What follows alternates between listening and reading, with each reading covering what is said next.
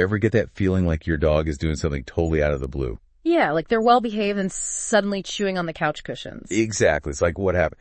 Right. We might think it's just being bad. Right.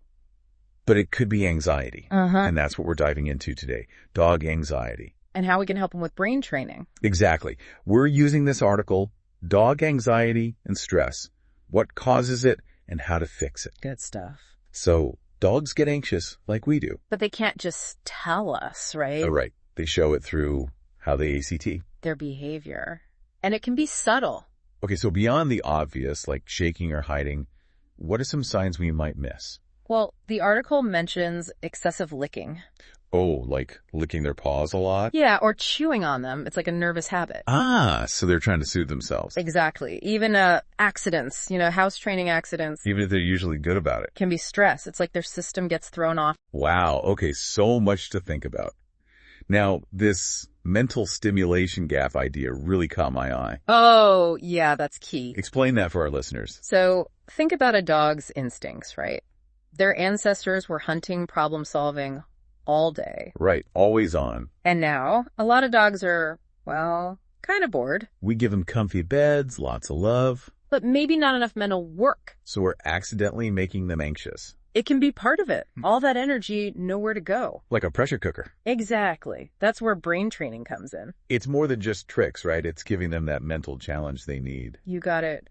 The article talks about exercises, simple games to more complex stuff. Let's start simple.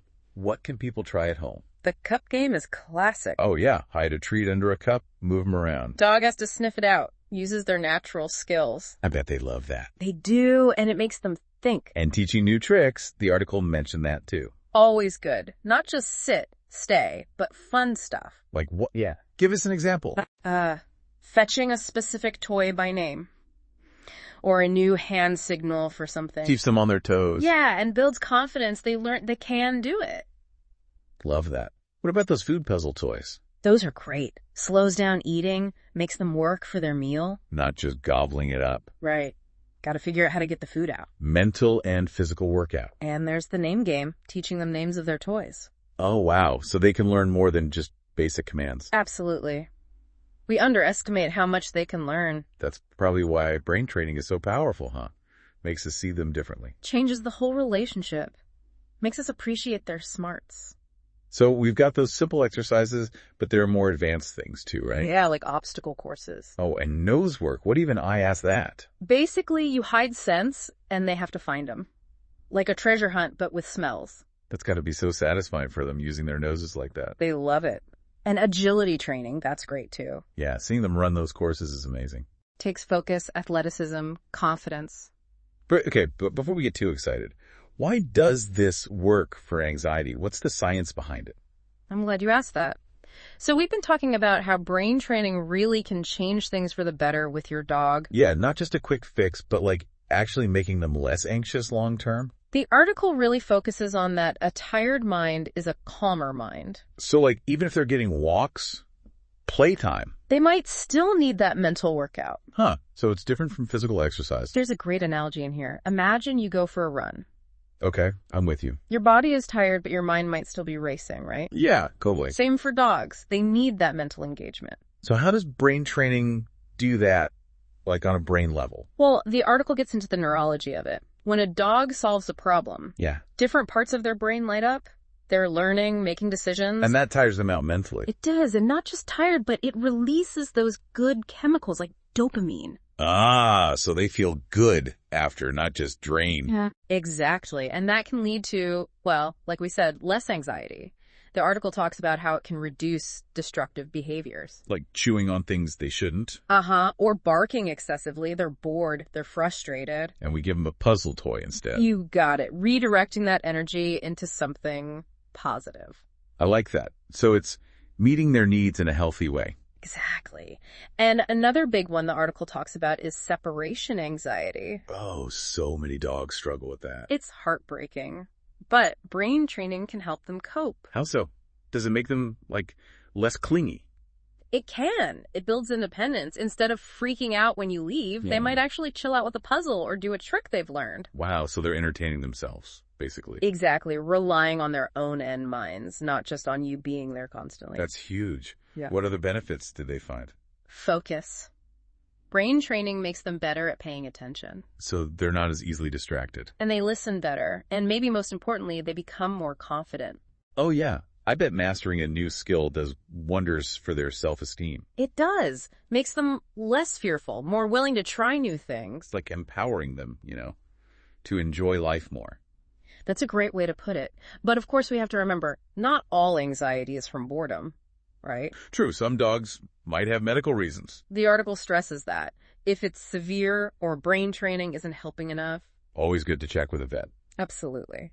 But for a lot of dogs, this stuff is truly life-changing. It really seems like it. It's about seeing them as the smart creatures they are. And giving them the tools to be their best selves. Speaking of which, there's some amazing stories in here about how brain training has helped real dogs. Okay, let's hear about those successes. I'm ready for those stories. Real-world examples of how this has helped. Okay, so there's this one really stuck with me, a German Shepherd, super anxious. Oh, those guys could be prone to that, huh? Yeah, and this one was terrified of loud noises, like really terrified. Thunderstorms, I bet. Oh yeah, fireworks, even the vacuum cleaner would set him off. Poor thing. That's rough. The owners tried everything. Nothing worked. Then they tried brain training. Specifically, what kind? Scent work. They started hiding things for him to find using his nose. Interesting. How did that help with noise, though? Well, the article explains it like this. By giving him this challenging task, Yeah. it took his focus away from the scary stuff. Like his mind was occupied. So it wasn't erasing the fear, but giving him something else to concentrate on. Exactly. And as he got good at scent work, more confident. His anxiety overall went down. That's what they saw. He could handle the noises better because he had this other thing he was good at. Wow, so it's not just for general anxiety. It can help with specific fears, too. It can. Dogs are so adaptable if we give them the right tools. It makes me think, we probably do some brain training without realizing it. Oh, how so? Like every walk in a new place, that's new smells, sights for them. True, they're taking it all in. Or even just making them wait for their dinner, that's impulse control. You're teaching them patience. Even fetch.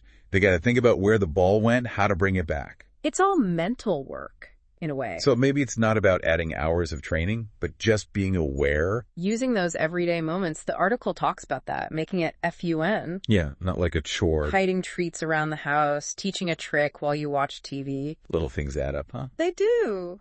And it strengthens your bond with your dog, too. Because you're playing together, learning about each other. Exactly. It's about helping them live their best life, Being happy, confident. Yeah. Isn't that what we all want for our dogs? Absolutely. Giving them the tools to enjoy the world without all that anxiety holding them back. Well, I think that's a perfect place to wrap things up. This has been fascinating. I agree.